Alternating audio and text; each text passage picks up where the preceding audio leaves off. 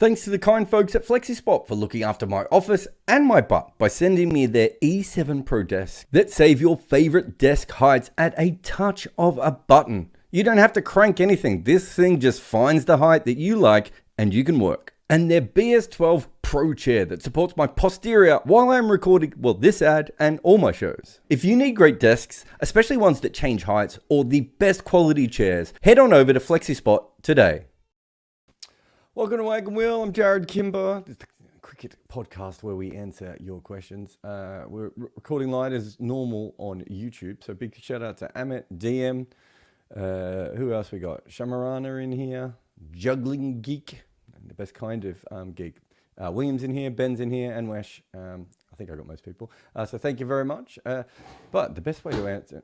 Sorry. Boot something under my desk. The best way to ask a question on this show, of course, is always with Patreon. So thank you very much to everyone who supports us on Patreon. And we will certainly get to, I think there's a few questions there. But if you are listening live on YouTube and you want to ask a question, the best way is with a super chat. But if not, put your questions in like many people already have, and I'll try and get to them at the end. But let's start with the Patreon questions. And Ian says, have you been surprised how decent your pitches have been in India? Sharma's comments after the South African game made me think we were going to be getting 2-day tests, but there has been more or less 8 full days play across the first 2. I'm not disappointed, but I am quite surprised. They've been fantastic wickets to begin with. Yeah, I think after what Rohit Sharma said at South Africa, I was a bit like, wait, what? These are not those kinds of wickets, but I do think after the Australian series, I believe internally there were some conversations of, is this actually working for us? Is this helping us be the best cricket team we should be? Is this doing things that perhaps are not helping us altogether? We know that they're batters. I mean, they're struggling to keep batters in the side, right? Like so I think there's an issue there. And then there's the, you shouldn't really be out bowled in a test match by Todd Murphy, right? Or Matt Kuhneman and those sorts of things. So I do think there was an element of the Indians going, why are we allowing for average spinners to come in and look really, really good? I don't know if they've looked at this, Ian, because I haven't really talked to anyone about it, like on the Indian side. But Ashwin on flat pitches is still absolutely incredible. And Jadeja's pretty good on flat pitches as well. The rest of the spinners in the world are not. So why... And when you have wickets that are ragging, Ashwin doesn't continue to get so much better than everyone else. What it does is it brings other people closer to his level. Why would you want to do that? So I can understand that. Having said that, I thought coming in that perhaps the... really flat pitches, which we've seen a couple in India, not a great deal, but I think we've seen a couple in India. But the flat pitches and also the ragging sideways pitches might be the best baseball ones, but perhaps they've actually given England pretty handy wickets to play on so far. But the Indian spinners haven't been at their best. So, if the Indian spinners were bowling at the level that you would expect them to, that probably, England isn't in any of these games. Part of that has to come down to how England's played against them, putting pressure on them, ruining their plans, those sorts of things as well. Will says, given Australia became a federation on January 1st, 1901, why not have New Year's Day be Australia Day and give people New Year's Eve or January 2nd off as well? I think I said in a recent podcast it should be January 3rd, right, to celebrate New Year's Day test. Yeah, I think there's many different days that they could look at. There's no reason for it to be the 26th of January. I don't give a... At a certain point, and I'm not obviously the most patriotic person on earth, but at a certain point, like I understand the community aspect of it. And I understand that, people like to all pull together. I mean, we're all here on our sports platform because we, like our players playing for our team with their badge. Like I understand that side of things. But the date, like, I don't feel any more Australian on the 26th of January than I do on the 1st of January or the 12th of February or, I don't know, last Saturday in September. I feel very Melburnian probably on the last Saturday in September, but that's a different conversation we had. But, at a certain point, just change the date. because it doesn't need to stay on that. But the problem with all these sorts of things now is they all become culture wars, right? Everything becomes a culture war. It's like, this is not a culture war. We made a mistake when we put it on this date. Let's just fix it. Then we can move on. And I don't know, keep the 26th of January as a different day, day off if people need it.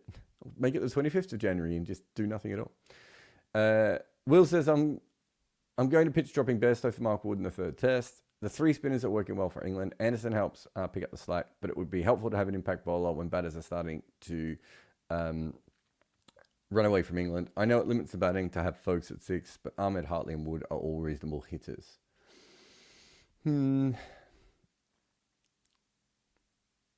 If you want your top order to be attacking, I don't think you can really give them Rayan Ahmed at number 7.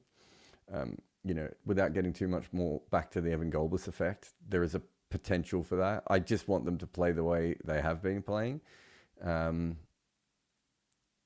If Root is bowling, then Bashir coming out for Root with Wood coming in is, I would have thought, a more elegant solution to this, Will. But to be honest, I'd have to go through it probably a little bit deeper. But yeah, I'm not madly keen on this. I don't think that plays to England's current strength. And then, so the team that you have has Wood, Anderson, Hartley, Ahmed. So Anderson, Wood, Hartley, Ahmed, Bashir, and Root. Do you need 6 bowling options? As long as Root's finger's fine, he's more than okay for 20, 25 overs a game in India. It feels like a lot of different bowlers that would not be easy to manage, I would have thought. Although I suppose England have had some lineups like that earlier. But Nadika says, you recently mentioned the next GOAT cricketer after Bradman would be Sobers or Callis, followed by Imran Khan. I'm curious, what factors put Sobers and Callis above Imran Khan? So in Sobers' case, I'd have to go back and have a look. But my guess is actually, do I have it here? Made a mistake with the Jimmy Anderson stat the other day. I think I said he's bowled 37,000 balls, and it was like 70,000 or 80,000 balls. He was still less than Courtney Walsh, which was my point, because I was trying to read things live. So I'm going to do it again because that's kind of maverick I am. But I would assume that for the era that he was in, Sobers is probably 50% better than a standard batter. Does that sound fair? Yeah, roughly, maybe slightly less than that, right? It would be a huge ratio up on what you would expect. Like Bradman is double top 6 player. I think in his era. I think I'm right in saying that. So yeah, Sobers would be halfway between the two. And then you get with Sobers the ability to bowl seam with the new ball, probably with a bowling average of around 28. So I would say an above average seam bowler for his era, left arm as well, which was quite handy. Then you have his spin, which is probably more around bang average, his spin, if we're being honest, but gives you that third option available to you with that. With Callis, you have, again, in Callis and Sobers, you both have top 10 batters of all time. I don't think we would put Imran Khan down as a top 10 bowler of all time, as fantastic as he was. But I think you make a fairly safe case for Sobers and for Callis. And Sobers bowled 38 overs per game, something ridiculous. And with Callis, you've got another top 10 batter of all time, and you've got someone who gives you 20 overs of wicket taking, net neutral bowling, a couple of hundred wickets probably over the course of his career. So if you go to Imran Khan, let's say that Imran Khan is, if the other two are S tier level batting talents, maybe he's like a really, really, top level, 1A level. So just maybe slightly below when it comes to bowling. And then let's flip over to his batting. His batting numbers overall look really, really good. But remember that a lot of his runs are, what's the best way of putting it? God, you can't even Google Imran Khan anymore, can you? 83 articles about politics just to find his freaking Crick Info profile. So let's just have a look. So his bowling average overall is 22.81, which is absolutely fantastic. Remember that the last part of his career, he was a little bit more low usage. I think that is worth remembering a little bit. And his batting average is 37. So he's about a net neutral batter and probably just a sub, Garner, Bumrah, McGrath level bowler, right? He's not far off any of those guys, but probably just a hair off those players. But with his batting being a net neutral, it's worth remembering that, and I've got a lot of respect for the way he bats, but there is certainly an element of he was very good at not getting out rather than very good at scoring. So I think most players who end up with a batting average of 37, actually, we could probably look at this. This is quite an interesting one. But my guess is that most batters who end up with a batting average of 37 with, let's see how many runs he got.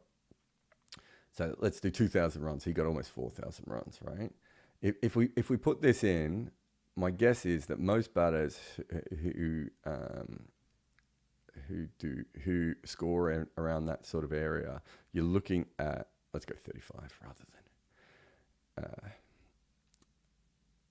and let's put in 3,000 runs. Let's give ourselves a little buffer. All right. So that should give us a couple hundred. Oh, what have I done here?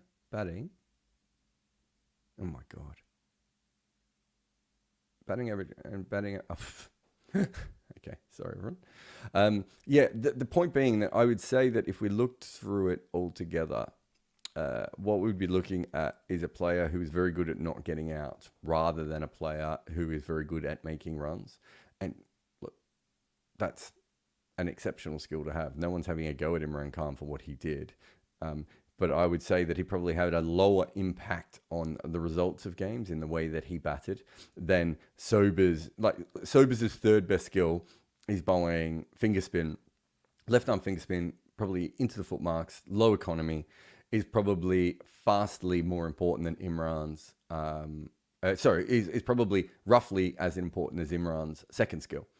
And you haven't then factored in that Sober's probably averages about 28 with the new ball. Right. So if we look at some of the other guys around him, let's have a look. So Jimmy Adams averages 41 in Test cricket with, so you got 400, 600. So I'm just having a look here. Lindsay has, So in terms of games, so Jimmy Adams averages 41 in Test cricket, plays 30 less tests than Imran Khan, scores almost 1,000 less runs, but scores the same amount of hundreds. Right. So the batting that Imran Khan gives you is what I would call like healthy, handy batting. So it's like Daniel Vittori, right? That's a big difference to what these other two are offering. I think the Callis one, you could maybe make an argument with Callis and Sobers. Callis and Khan and Imran. I don't have a big one. I haven't gone into this deeply at the moment, Nadika. I have said before that for a decade, Imran Khan is probably the second best cricketer, but the first decade he wasn't, that he played. He had such a long career. His peak is certainly, maybe number 2 on the list, but I don't think he was all the way through. There's a lot of average batting that he gave you for a long time, and his bowling wasn't as effective and all sorts of things. But look, that's probably the most obvious top 4, I would have thought. And then you start to get into... trying to think of the sort of players you would get into, kind of Warne, Murali, Sachin, Hutton, Hobbs type territory of the more specialist players off the top of my head, McGrath, Marshall Garner, those sorts of players. Hadley and Kapil Dev probably come up as well, just because of that secondary skill a bit as well. That's probably where you're going with that. But it's really hard. I'm just doing the top batters, and it's hard enough. So when you start to factor in what you do on both sides of the ball, it gets tricky. James says, since the concept of moral victory has already been extended to the moral ashes, what do you think the current state of the moral World Test Championship table would be? And who have you got in the moral final? Well, that's an interesting one, isn't it? I haven't really thought about it. I almost wrote in moral at point. I don't even know. I haven't even looked at the points table in the last couple of weeks since everything's been going on. So what have we got here? Australia, India, South Africa, England. So England is currently 8th on the World Test Championship. So morally, got to be in the top 4 because they're changing cricket forever, right? West Indies, morally, quite high. Geez, Bangladesh, New Zealand, and South Africa haven't really played much, have they? Look, it's a fair one. Obviously that became a bit of a meme, but kind of England brought it on themselves by the way they were talking about everything, right? But it was quite funny. Actually, James, I'll take a quick break and then I will come back and do your questions. Wagon Wheel with Jarrod Kimber. Remember, if you're desperate to have a chat, the best way is with Super Chat. But if not, put as many comments in as you can. Like, subscribe, do all those things. I'll be back in a memento. Ever wondered why slower deliveries work, what a zombie ball is, or how Sunil Gavaskar would have batted in T20? Well, we have the channel for you, Good Areas. Twice a week, we have a new deep dive into a great story from cricket on our main channel, Good Areas. It is the history and present of cricket as narrated by me. If you make any content, Memento is the tool for you. Take your long format pods and meetings and anything you have and let Memento cut and slice it up for social media. This AI-inspired weapon will turn your one piece of work into so many clips. Try memento.fm today. All right, welcome back. James had another question, which was, who would you say was the first ODI specialist, if we loosely define that as a player who was a regular in ODIs but was never a regular in the Test 11? Ooh. That's a really good question. There were certainly a lot of like fringy players that had roles like that. I don't know if there were many players who played a lot of ODIs and no tests before 1990-ish. But there were players, you know, did Neil Fairbrother? Just trying to think of Neil Fairbrother's career. I'm trying to remember how many tests someone like him played and also what era he was in. So he plays 10 tests, 75 ODIs. Yeah, he's 87. England also had a couple of wicketkeepers, you know, Gunnar Gould, that whole Gunnar Gould wicketkeeper phrase. Well, I forget who they were, but there was about 3 or 4 of them. I don't think many of them played Test cricket. So England were toying with it. I mean, they were so advanced when it came to playing ODIs. And I'm trying to think, there must be a West Indian. I suppose Roger Harper. Would Roger Harper be another one? He would have been a little bit earlier than Fairbrother.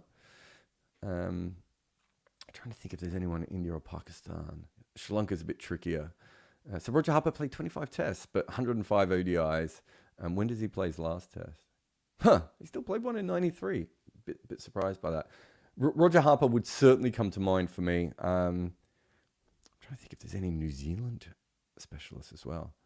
I feel like there would be someone from New Zealand, India, and India, and Pakistan as well in that kind of mix, if not exactly. But I would think, my guess would be Roger Harper. If we went through Roger Harper's career, and why would we not want to? Roger Harper, let's have a look, plays 11 tests in 1984 and never plays more than 5 again in a single year. I know he plays 25 in total. So certainly from 1984 onwards, he is a one-day specialist. But let's have a look how many times he plays.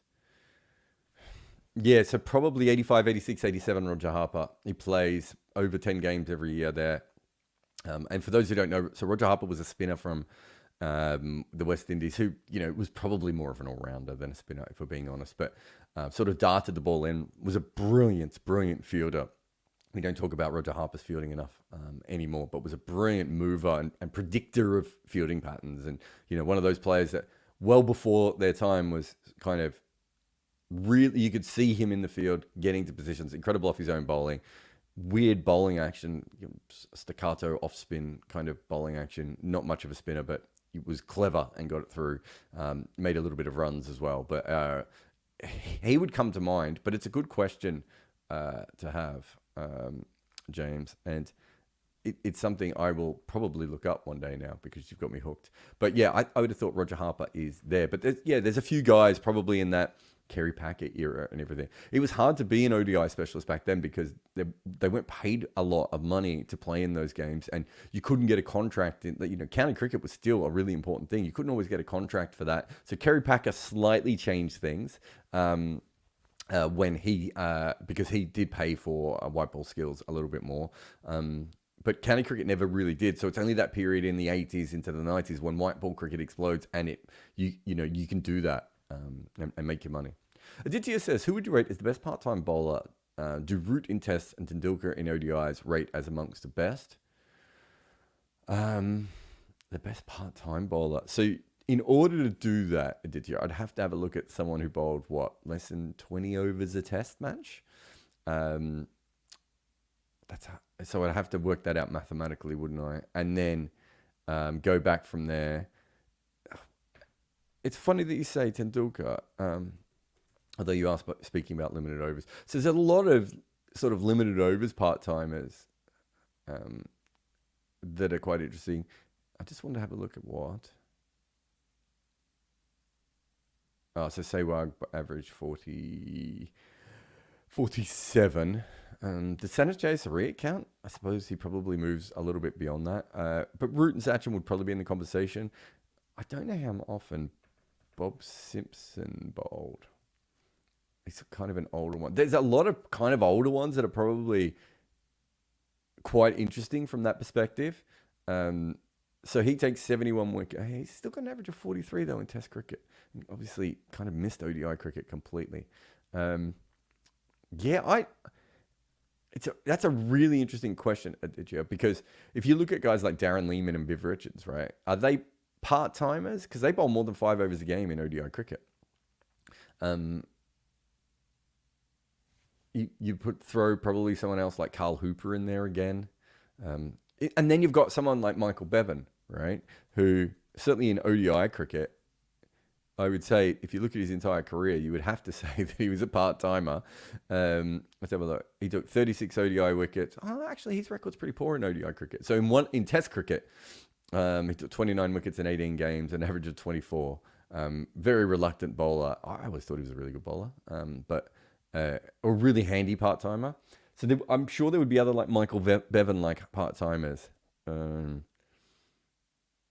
Steve Waugh, but probably better than a part-timer, but that was injured. I'm trying to think of some other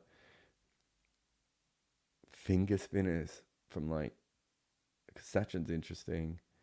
Carl Hooper, Sachin, Sehwag. Yeah, it's a really good question. I suppose what you would be looking at is a low wickets per game mark, and then you'd be then having to work back to, what was their average and how they go. But there should be a couple of guys with really, really good records who probably didn't play all that much. Who didn't bowl all that much. And a lot of guys as well. Like I think the difference with Root and Tendulkar is that they can bowl all the way through their careers. Whereas, Michael Clarke was probably a pretty good fifth bowler, right? And sort of part-time bowler. But Michael Clarke by the end didn't bowl all that much. So let's have a look. 115 tests, 31 wickets. That's really, really low. But an average of 38, which is probably better than the other two guys. The 6 for 9 helped. But in ODI cricket, again, I kind of feel like he bowled more, but he only took 57 wickets in 245 games. But less than 5 economy, 37 average. What would Aravinda be? Aravinda is another one I'm interested in. Aravinda de Silva. Off the top of my head of someone who could be quite interesting. Let's have a look. 93 games, 29 wickets at 41 in Test cricket. In ODIs, 106 wickets in 300 games, at an average of 39, economy of 4.86. Yeah, I always thought just because they had Sanath and one was an off spinner and one was a right-hander, I thought Aravinda was a pretty good bowler. He's actually, I'm just having a look here, he's listed as a batting all-rounder on Cricket Info. So I don't know, but those are the ones off the top of my head that kind of make sense. But yeah, those last two questions, maybe I will have a look at them one day. Ruja says, will we ever see Vihari in tests again? I think he clearly has Test cricket talent, right? The way that things are happening at the moment, he's 30. He's averaging 50 in Test cricket. He's probably the Patidar spot is probably where you expected to see Vihari, isn't it? I would have thought. Gives you some bowling probably as well, without him being, you're not going to give him the new ball or anything, but on occasions he can run in like he's talking about part time. Is he's better than like a Mike Hussey or Ricky Ponting level of all rounder, right? Just having a look here. So 2022 first class cricket averages 44, 2023 averages 37, and then averaging 50 so far this year. How is he? He's already played 5 games. He's averaging 50. So he's back in a little bit of form. But yeah, you can certainly see 2021, 2022, 2023 was a drop off. But he did have that drop off is from averaging over 50 or basically over 50 for about 5 or 6 years straight in first class cricket, and some big numbers in there, some big years of averaging 80s and 70s, I think, and things like that. So I still think he has talent. I think it probably makes more sense for him to be looked at in that Patidar role, but it also makes sense for them to have a look at Patidar. So I don't think he'd be if I was doing the depth chart, he would still be there. I don't think they've not really filled the Rahane Pujara, solidness. The other batters are perhaps more talented than someone like Vihari, although he's very talented as well. But they're also more dynamic. They might also have more holes. So you probably have him in your mind, especially if he regains that form. But I don't think there's any rush for him to come back in. Rudra also says, is KS the smartest bowler in cricket has ever known for bowling the ball to get Matthews? Hopefully you've all seen the Angelo Matthews ball. I felt really sad for KS Ahmed. He's a really positive guy who he's the kind of guy that if you said, could you move that mountain? He'd be like, yeah, I can move that mountain. And he's been waiting for his opportunity with Afghanistan cricket. He's, behind Rashid Khan and on the depth chart. And obviously they've got many other kinds of spinners as well. So he struggles to get in, gets that test match. And let's be honest, the ball did not come out of his hand the way he would have wanted. I don't know how much first class preparation he would have had actually coming into that, but certainly didn't come out well. I think he got 1 wicket with a full toss, and then his other wicket was essentially a bouncer down the leg side. Was Angelo Matthews probably played the perfect shot to it, which is if you get a ball like that, you just try and hit it to the part of the field where there is no one standing. If anything, maybe Angelo Matthews tried to hit it a little bit too hard. You probably just tap it because you're going to get a 4 anyway. You just sort of whip it a little bit, whereas he tried to whack it to get his 4 and somehow manages to hit his stumps. Look, isn't it great that with all the advancements in cricket and science and data and video and everything else, you could still have a moment as club cricket as what we saw with Angelo Matthews and KS Ahmed. We've already done that one.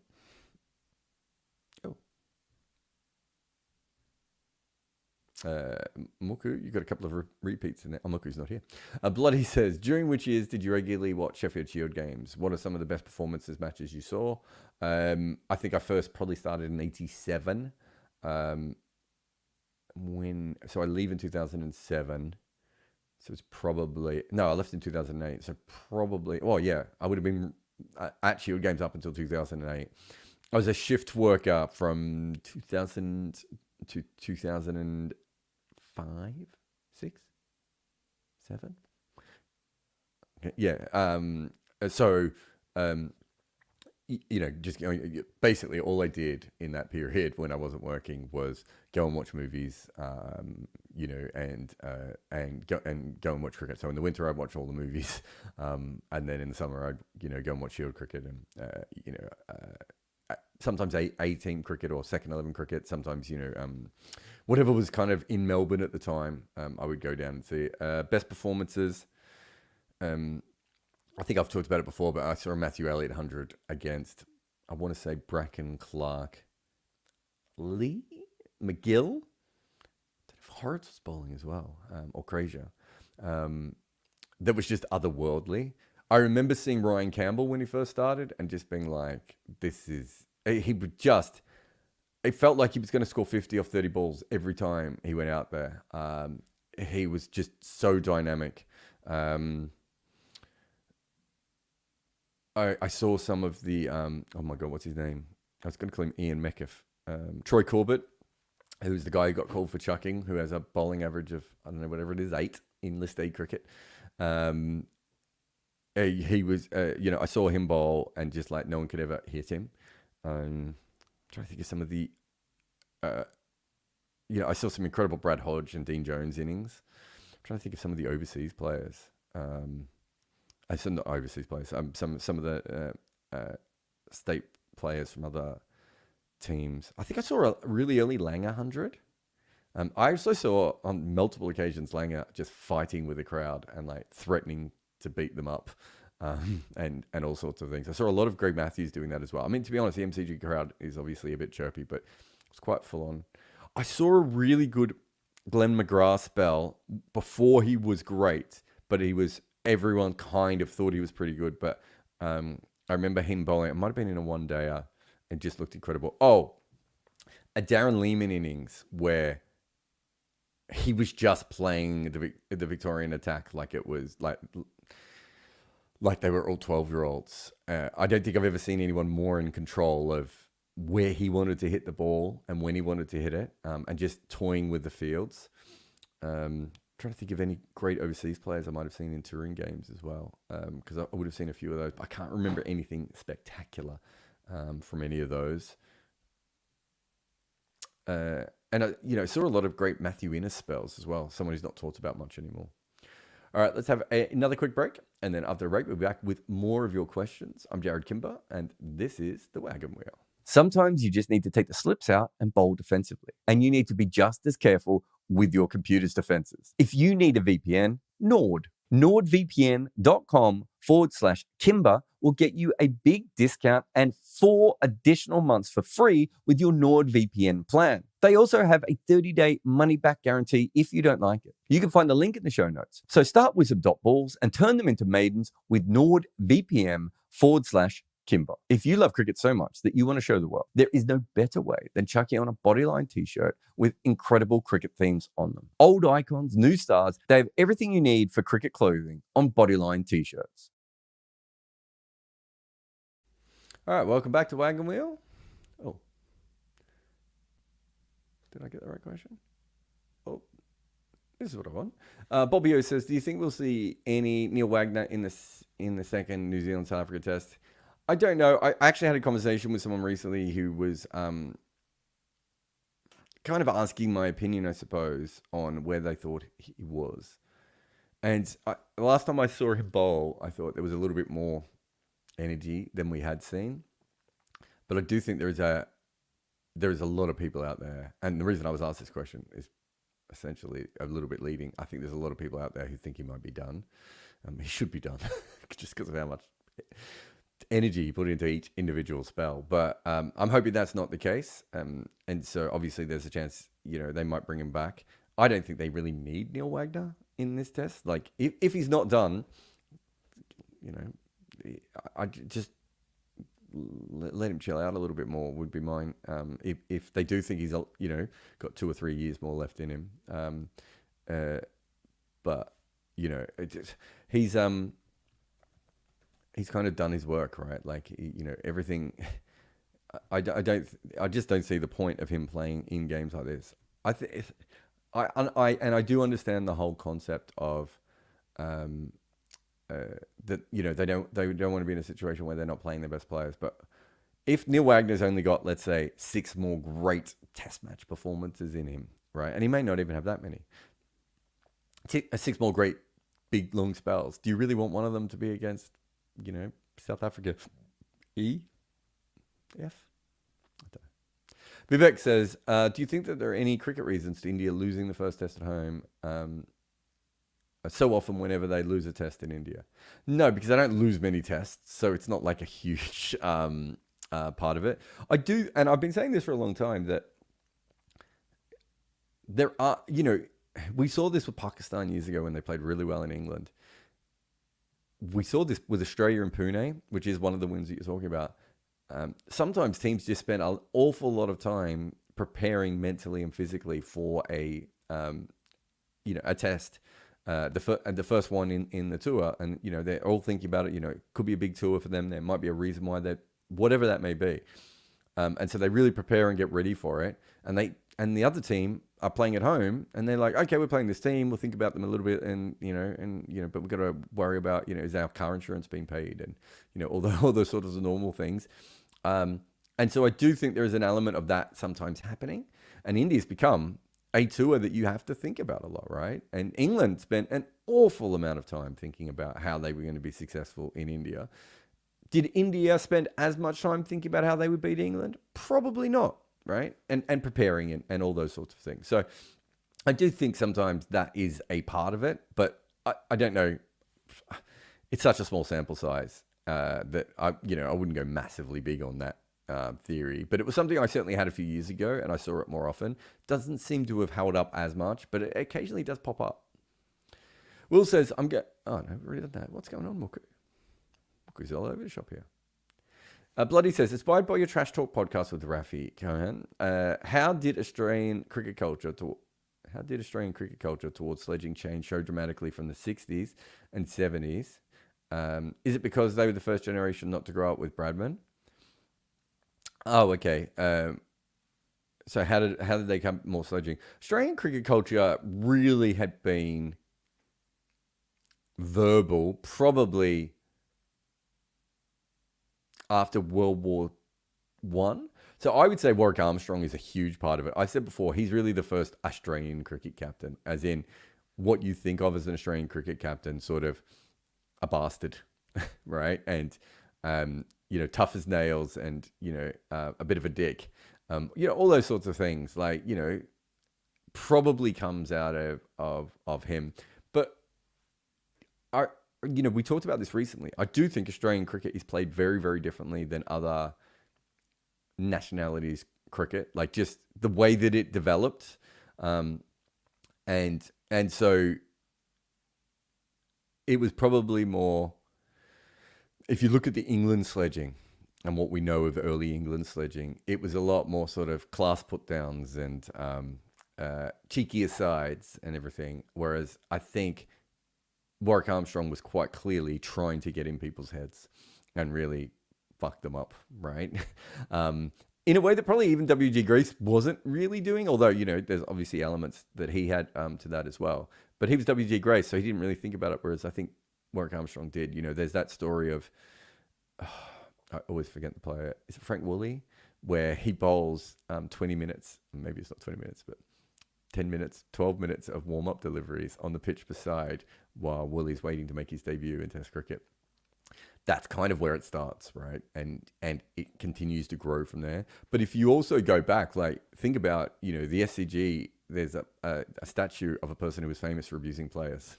Right, but they were funny, so it's okay. Like, yeah, maybe not. If you were the one that was being abused, I would assume. So I think it's more in that cricket culture than anything else, and it was just slowly coming across. The Bradman teams were a little bit different at times, but there was certainly. Arthur Morris was really, really, he would play psychological tricks with bowlers. I'm missing someone else. There's someone else really obvious as well, that would get into people's heads and chirp at them. And the abuse thing really comes out more that I think the generation of the 70s, 80s was just probably, without being a sociologist, is probably the first truly Australian generation of people. I think if you listen to, the old Australians talk, there was still an element of English within them. And then, I've talked about this before, but if you look at the 70s is when the music industry explodes in Australia, and it's unlike anywhere else in the world, right? A completely different kind of, music, that sort of pub rock, AC/DC style of music. Then you have the cinema, which is also, Mad Max and, the Cars That Ate Paris and, all these random films and this cross between like European auteurs and just like Hollywood trash movies, which were just bizarre. And then you have the cricket team with the shirts all unbuttoned, chewing gum. And I do think that those three things are all linked, and that Australia was becoming a full-fledged version of Australia. Whereas even if you listen in the 50s and 60s to the old newsreels, it was very much, it was an Australian trying to do an English accent kind of thing. And things just went so violently away from that. And I think the Warwick Armstrong kind of, and there were lots of other guys. He's just like one of them, but there was a lot of other guys. I think that kind of fed in and just kept going up. And then they didn't want to be English, right? Very, very clear how different the two societies were by that point. And I think there's more of an explosion of that. And New Zealand probably had it as well, but it comes out, New Zealand's, anyone who knows Australians and New Zealanders will be like, they're similar, but they're not really the same. And so I think there was a big part of that coming about. And then, cricket wise, Australian cricket's always been a bit rougher and angrier and grittier than other places. And maybe that sort of the club side and the country, suburban cricket and country cricket, especially really, really, quite full on at times. I think that kind of bled into the national team rather than the other way around. I was talking to an Australian great about this sort of stuff, maybe for Rafi's book or around Rafi's book. And no, I was trying to get this person to talk to Rafi about it, but we were chatting about it, and I was saying that, like, I don't think people understand how much worse Australian club cricket was than the national team. And he was like, yeah, you like, even the Australian players would go back and like just would be like, what the hell is going on here? So I do think there was maybe a confluence of all those things, but it certainly goes back before Bradman when it was starting. I think that's fair. I think Warwick Armstrong, even if he wasn't a sledger in the way that maybe Chappelli was or Steve Waugh was, it was kind of there and it was happening. And then as the culture of Australia changed, and because, as I said as well, because they played differently, it made sense to them to play this way. Ellie says, from a cultural significance, who would you rather have cricket be popular in, Egypt or Brazil? Essentially, is it better for cricket to have a presence in the Latin world or the Arab world? Well, we might be in Saudi Arabia soon, Ellie. I would be happy with either, because I would be happy to go to either country, which I've not been to either. I suppose we know that cricket, from what I understand, cricket in Brazil and Argentina, has obviously existed and had a pulse before, so it probably makes more sense for it to be in Brazil. They are more known as a sporting nation, perhaps, than Egypt overall as well. So that would make sense. But if you want to know from a climate change point of view, I think Brazil would make a lot more sense, because I don't know if the Arab world would be able to play cricket, right? Unless we get indoor stadiums. I'm not saying they won't be able to play it at the top level, but will people be able to go? I mean, it's already really hard to play cricket in the UAE. Friends that I know that are over there just go, it's just not worth it. So I would probably say Brazil, based on all that. But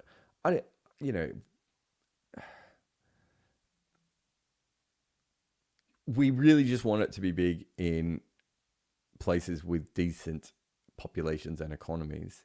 So, Namibia and Papua New Guinea are absolutely fantastic, and I don't ever want those teams not to be good and keep growing and everything else. But from a global sport perspective, you do need Brazil, Germany, Japan, China, USA, those sorts of countries as well, to come on board.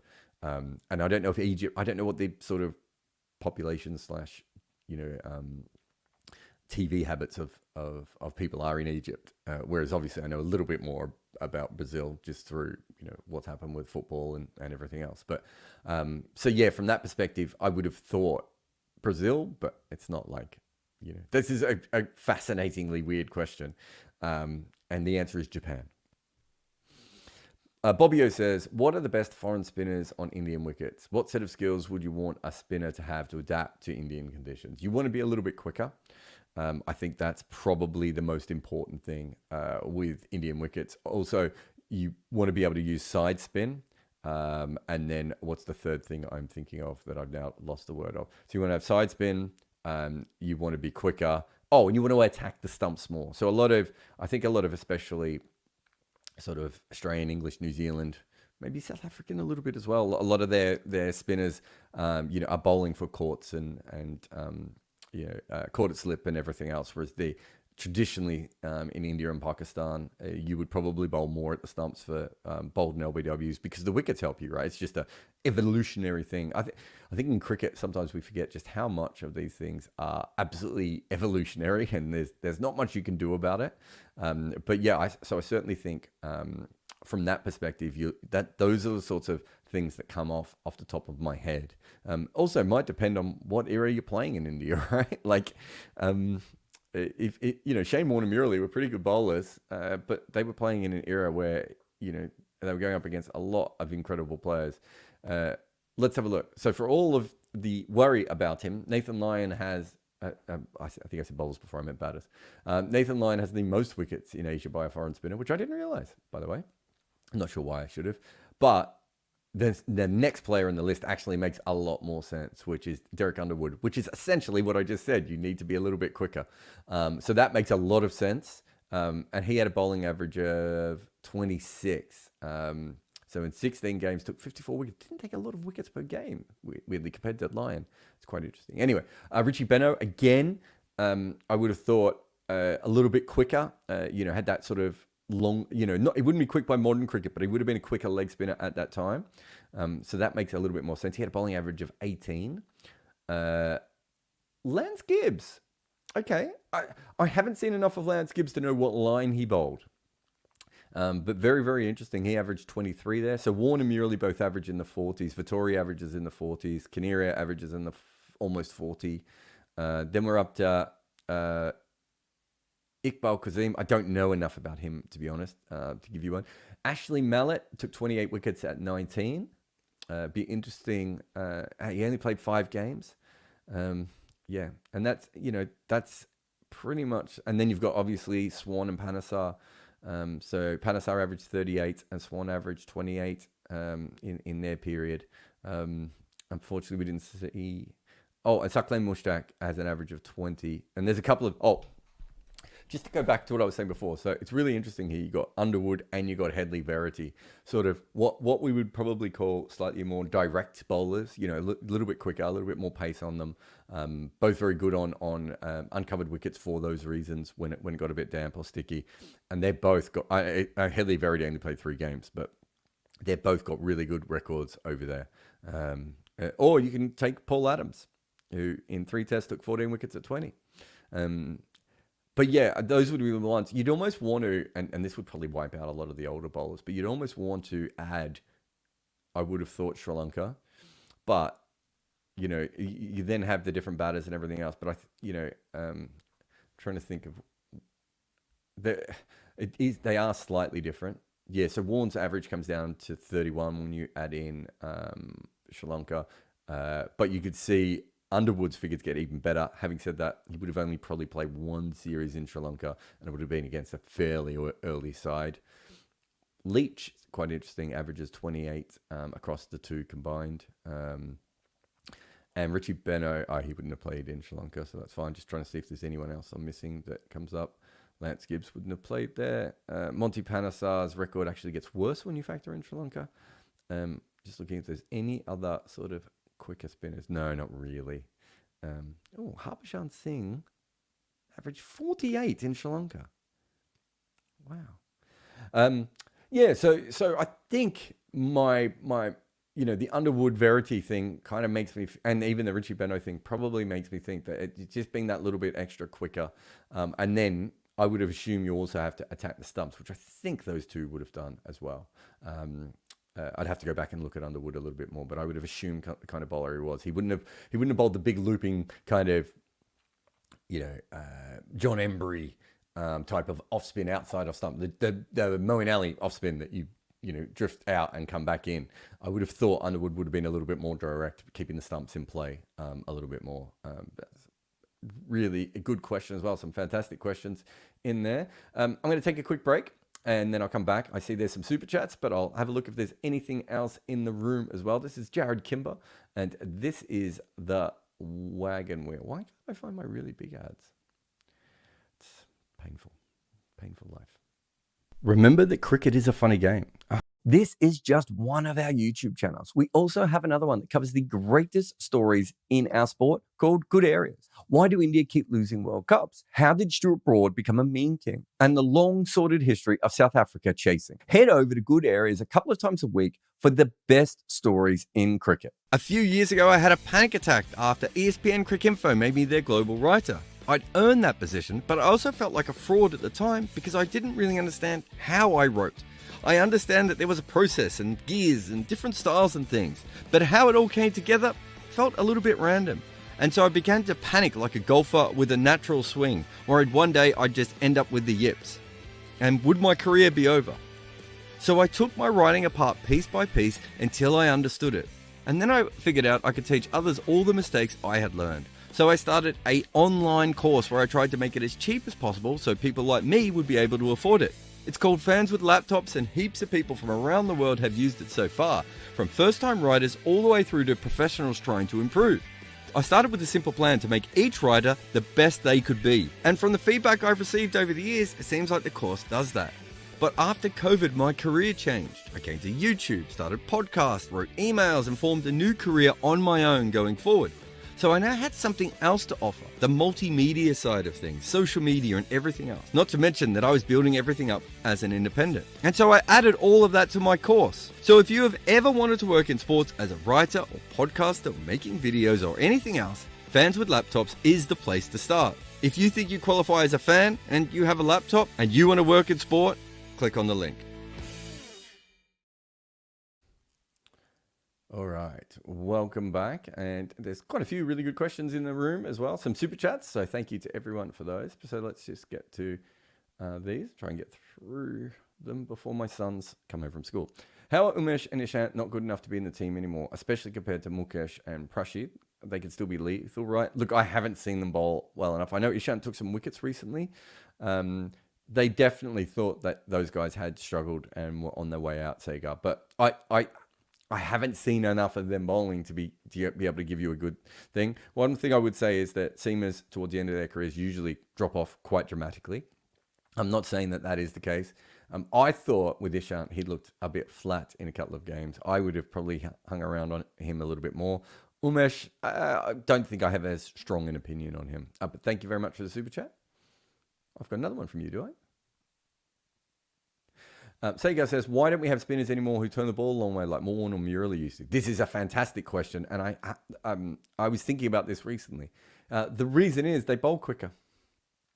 So when you look at the slowest spinners by Hawkeye data, I think Warren, outside of Craig Brathwaite's moon balls, I think Warren always comes up as one of the slowest bowlers. He was incredibly slow. He was bowling around 76, 78 kilometers an hour. That's. And if you go back and watch Bisham Beatty bowl, I reckon he was even well slower than that again. And Clary Grimmett, I don't know, Clary Grimmett probably wasn't breaking 60 kilometers an hour, right? So the more that you go up in speed, you can put the same amount of revolutions on the ball, but you're not going to get as much purchase off the wicket. The best way of looking at that is essentially, back in the hand slower balls are wrong-uns, but they don't get the same kind of spin back into the batters as they do. Even if you bowl a leg spinner at top pace, it's going to skid through a little bit more. So that's why we don't get that level of spin in general. I don't know if the wickets have changed, if that's played, but I would just say it's probably pace. Like, look, Rashid Khan is, 20, 25 kilometers quicker than Shane Warne? It'd be hard for him to spin the ball as much, I would have thought.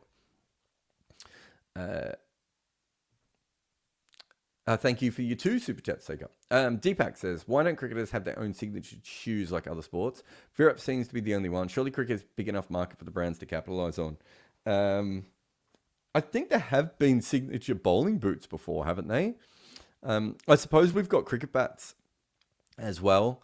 Are cricket shoes all that different from each other? They're all kind of white. Is that a possibility? You can't have, sport didn't really have a lot of signature shoes before sort of Nike did started paying the fines for Michael Jordan, right? So it's probably come off the back of that. But I do think there have been some signature shoes before, Deepak. I could be wrong. If you're talking about cricket boots, I'm pretty sure that I've seen cricket boots with players' names on them before. we've probably seen quite a few signature items like, hats. Greg Chappell and Richie Richardson, come to mind from that as well. But yeah, I don't know, bowling boots or cricket boots, I should say in general. I don't, they all kind of look fairly similar to each other. Like Lockie Ferguson would be able to make a fortune, but no one else can wear black boots when they're bowling in a cricket game. So it doesn't really follow. That would be my guess anyway. Thank you very much for your super chat. It says, how did Test cricket as a format come into being? Didn't one-day cricket make more sense, like every other sport where one game completes in a day? How did no other sport go the Test cricket route? Well, golf did. So golf is over 4 days. You can play golf. What makes us need golf over multiple days any more than cricket? I think the upper classes had a lot of time in their hands in England. There's a lot of, and this history's never talked about. This is why these old guys who hate T20 cricket and everything, it's like, have you seen the history of cricket? There used to be lots of one-day games played, and they weren't called one-day games, but they were like one-on-one games and two-on-two games, and I think maybe 5-on-5 and that sort of stuff.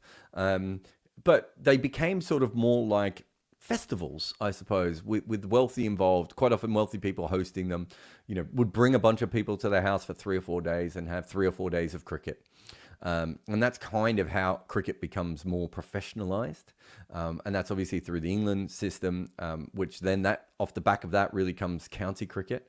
And then county cricket is the basis for Test cricket, right? So I would assume that is what it was. That more, you still have in England, these festivals of cricket. So they still exist, but not obviously quite in the same way as they used to.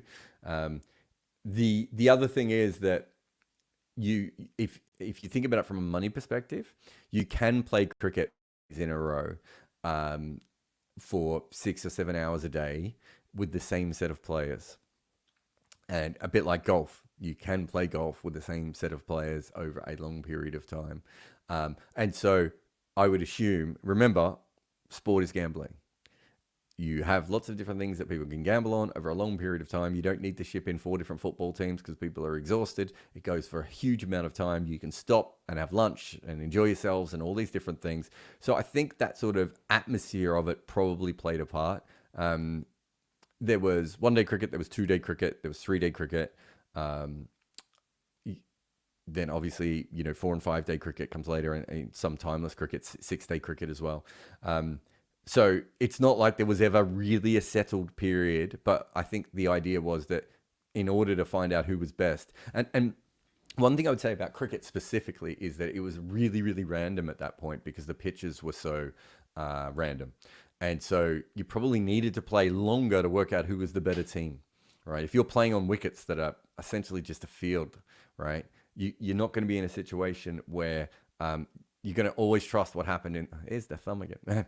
You're going to be in a situation where you're always going to trust the field.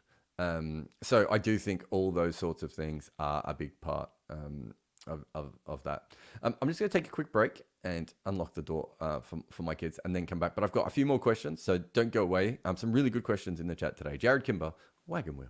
Good Areas is our other YouTube channel, and twice a week it covers the great cricket stories from today and from 200 years ago, like how a late 1800s blogger decided which games were tests, and that actually stuck. Also, why Ishant Sharma was one of the biggest comebacks we'd ever seen in our sport, and whether captaincy affects batting. For all of this and more, go to Good Areas twice a week.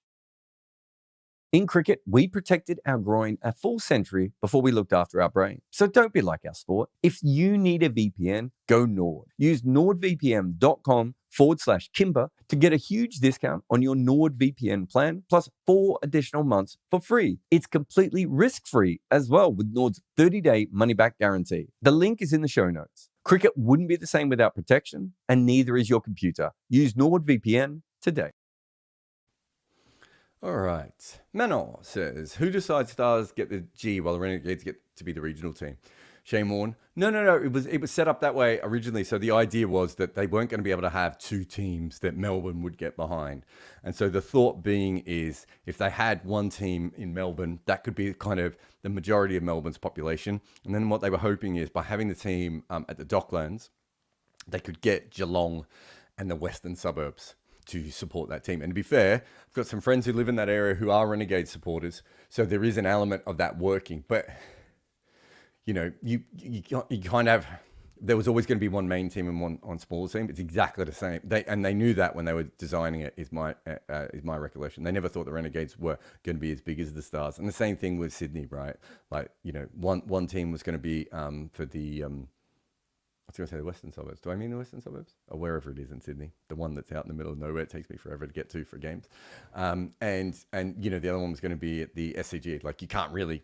That's just a occupational hazard of the way it is, and it makes, if you think about it, it makes more sense from a marketing point of view too, because then the Renegades are like, great, well, we know where we're going to market, and Melbourne Stars are like, yeah, we know how we're going to do the rest of it. I don't know how much it actually follows. I don't know if they're like kids in Pakenham who like the Melbourne Stars, who like the Renegades, but you know, I've got some family out in the west in that sort of area, and I know that they like Renegades, and a few of their friends like the Renegades, so maybe it does work. Harry says, if Ashwin can add some power element to his batting, changing his batting technique just a little, that can help much in overseas tours like Australia, where support for spin much reduced to about 1 day. He's 34, isn't he? Also, why does he need power? He doesn't need power. You don't need power to bat in Australia. I would say, I mean, the ball's coming on pretty fast anyway. He's 37. Jesus. What are we talking about? He's not going to put on any power, Harry. I mean, you know, maybe if he really looked into it, but he doesn't need any power. He just needs to bat better in foreign conditions. And the reason he can't, probably especially at his age, is because his back is not particularly good, and he's not a fast twitch athlete. He can't get out the way. He can't move around, and he's not particularly good when it comes up in this area. Outside off stump either.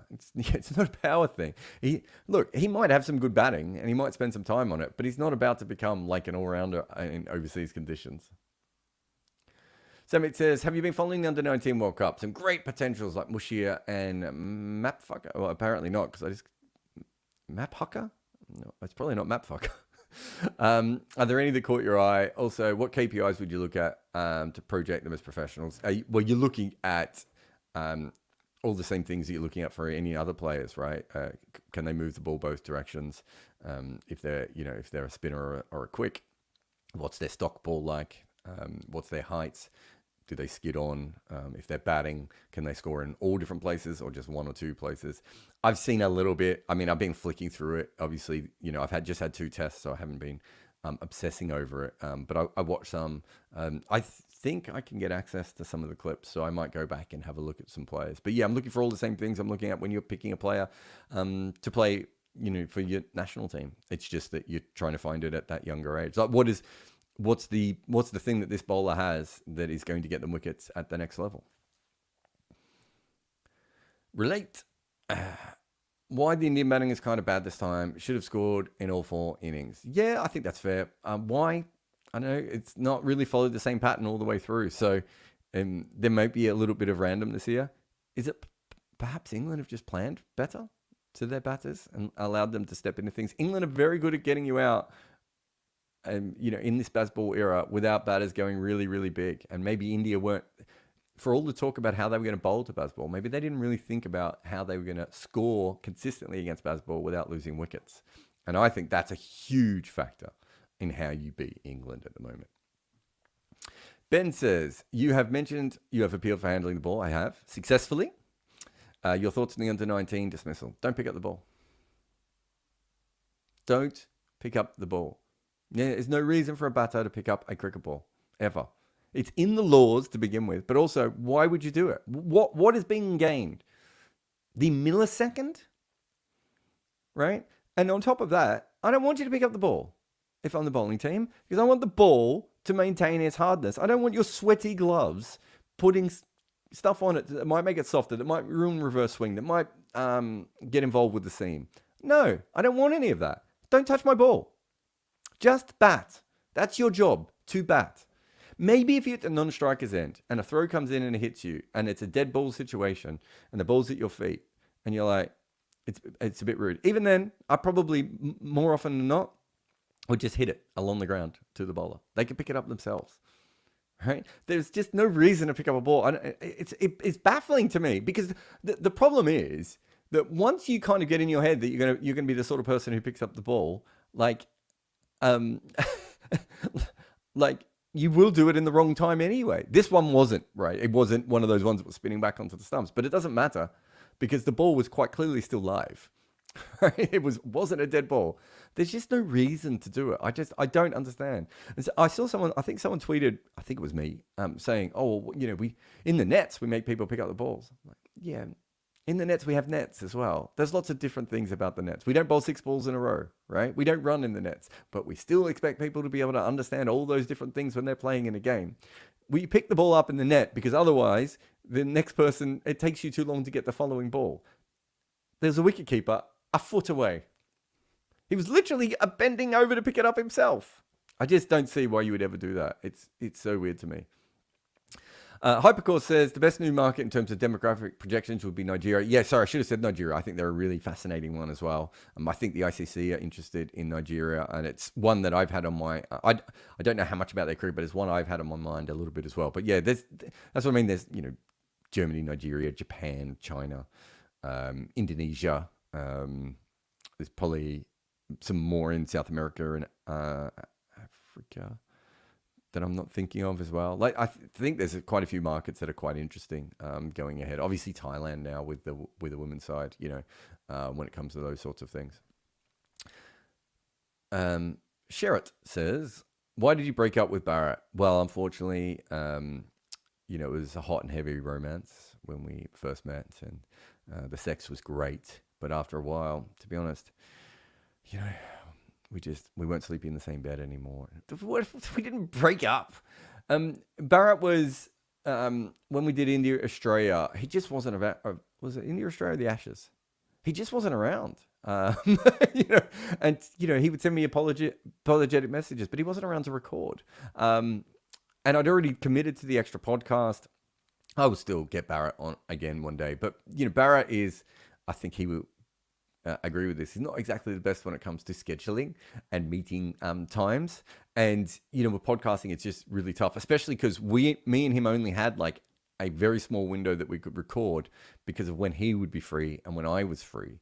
So I was recording like midnight on Monday nights, which was like 7 a.m. or whatever it was. I can't remember the exact times in Adelaide. And so even our normal recordings weren't particularly great. Obviously he's a mate and he's still a mate. We haven't broken up. And, one day I would happily get him back on and, I set up the original Mitchell Johnson podcast for him, which I think he's back doing again. I think Barrett's a natural podcaster, maybe even more so than some of the rest of us who are podcasters. So, I would love to get him on a podcast again, but it's just really, really tricky. And the times and everything else don't work as well as they should. But, me and Barrett still friends and still, we're still fine. But I don't know if he'd ever be on weekly again, just because I don't know if he has the time. But if we ever worked for the same organization, we would kind of build that in. And that was the original plan when he came on the podcast was, it's going to be part of 99.94 and where he was going to get his own podcast. I would have my own podcast. We would do episodes together. We had this huge plan. I know Barrett really wants to do more podcasts, but it just didn't happen. And, it's a shame, but there's heaps of people in cricket that I want to work with more. Like me and Andy Zaltzman don't work together anymore. Me and Sam Collins, me and George Dobell. Like, there's just heaps of people that I really, really like. I'd love to be able to get, Issam and Fernando and Monga, although Monga probably wouldn't want to do it. But, some of the people that I, came up with and, really respect from that point of view. Would love to get them on weekly podcasts. And even Estelle, I pay her and I can't get her on she should be on this podcast actually. Where's Estelle? So, it's tricky. And, also with my life, like I just had to take an ad break to go downstairs to open the door to let my kids in. Like I'm fitting the podcast in where I can, right? And, last night so I got up at 2 a.m.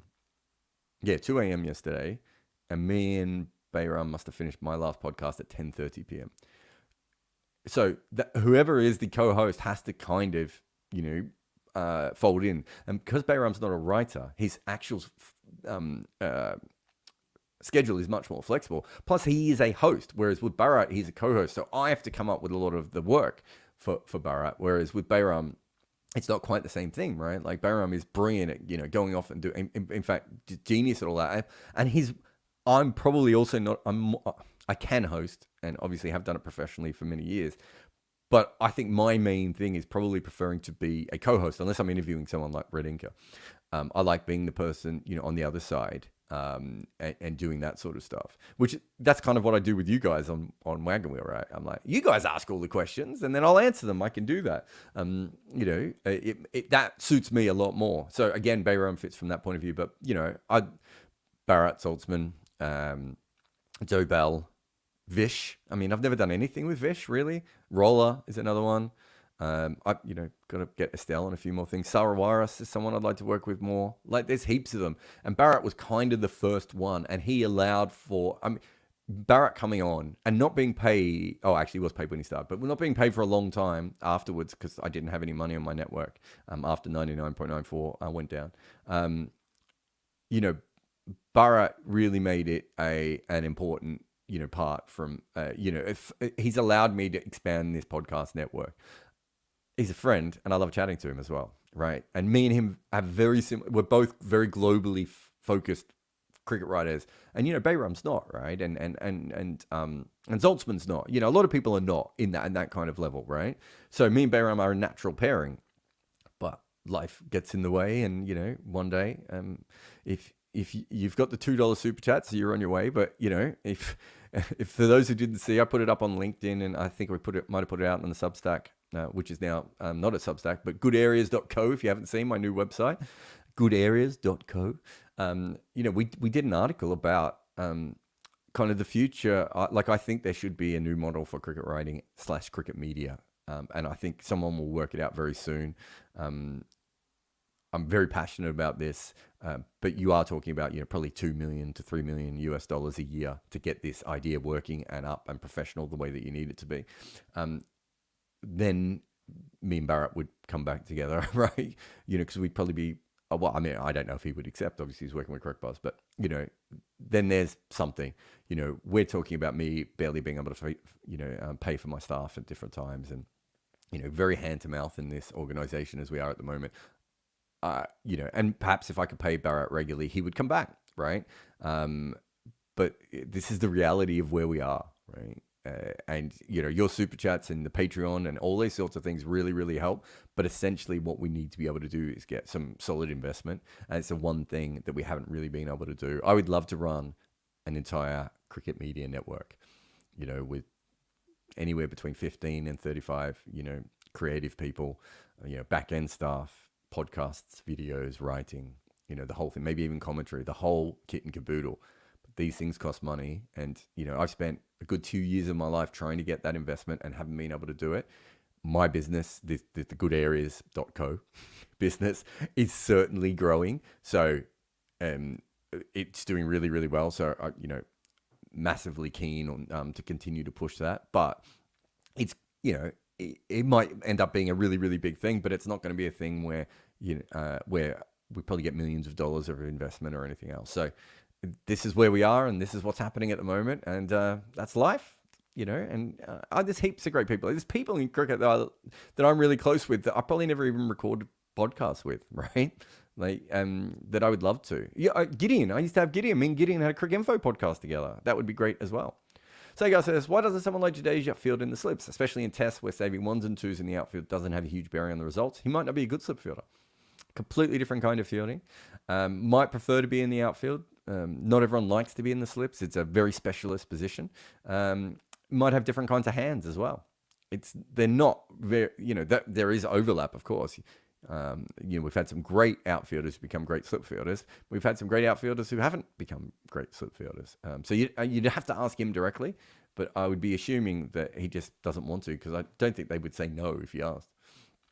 Soam says, I mostly watch cricket and just a little bit of football and tennis, but I know you watch everything from baseball to Aussie rules. What is it about the cricket you like? I don't watch a lot of baseball, to be fair, although a little bit of baseball. What is it about cricket I like?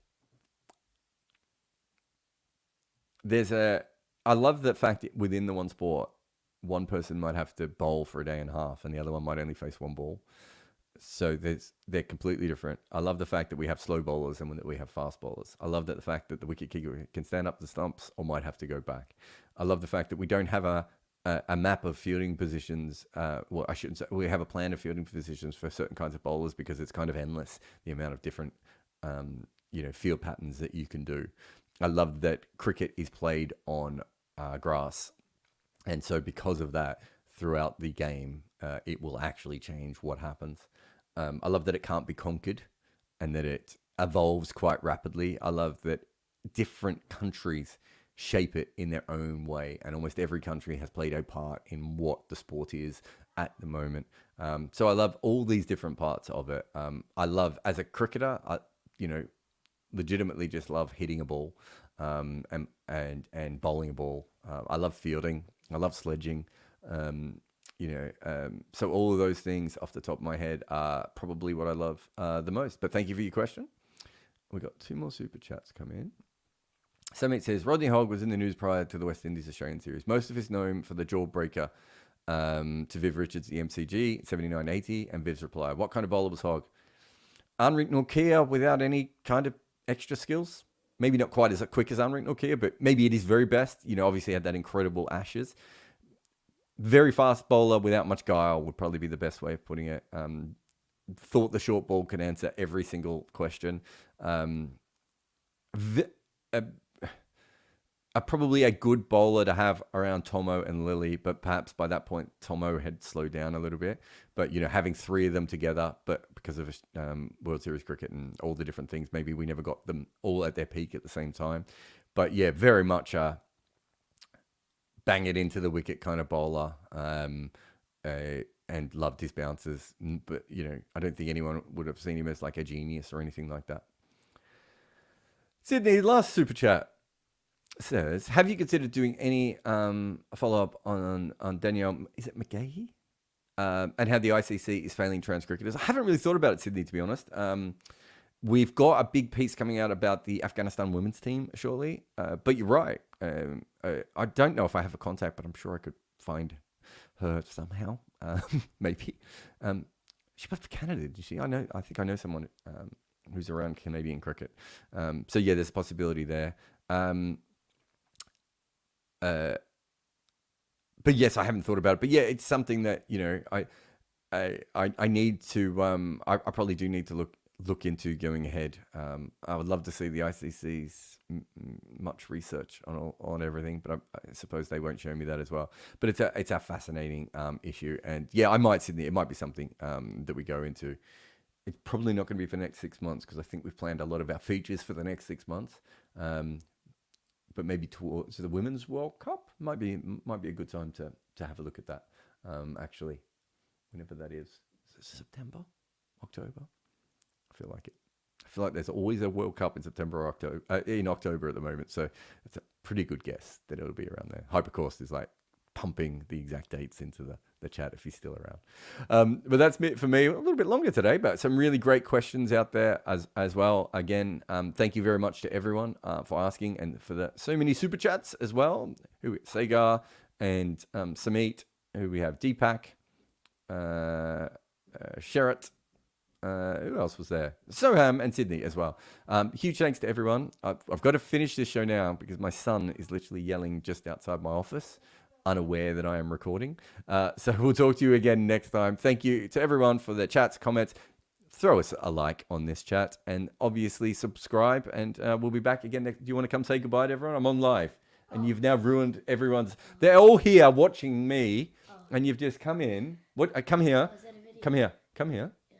What do you love about cricket? Well, I only came out to see when we were going to tennis. What do you love about cricket? They threw over my basketballs. What do you love about cricket? Why do you love cricket? I like bowling. Yeah. What do you like about bowling? I'm good at it. Get out of my office. We'll see you again next time. Sometimes you just need to take the slips out and bowl defensively. And you need to be just as careful with your computer's defenses. If you need a VPN, Nord. NordVPN.com/Kimber will get you a big discount and 4 additional months for free with your NordVPN plan. They also have a 30-day money-back guarantee if you don't like it. You can find the link in the show notes. So start with some dot balls and turn them into maidens with NordVPN/Kimber. If you love cricket so much that you want to show the world, there is no better way than chucking on a Bodyline t-shirt with incredible cricket